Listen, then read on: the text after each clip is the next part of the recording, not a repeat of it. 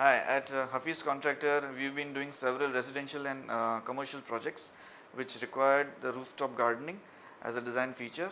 But as our experience suggested, we ran into certain leakage issues.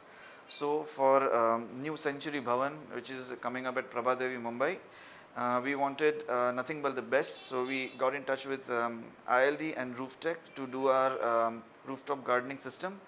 Um, the reason we selected this particular unique patented technology was the EFVM, wherein the electrical wires laid between the waterproofing layer and the substrate gives us the opportunity and easy access to the fact that if there is a leakage, we can get very easy access to that and we can pinpoint the exact location. Now this becomes a very useful tool because if there's something is going wrong, then probably we can get into that specific location, and without really disturbing a whole lot of landscaping features, we would like to rectify the leakage as soon as possible and as fast as possible. And I think this is a great technology and a great architectural tool for us, and we would like to specify this for other projects as well.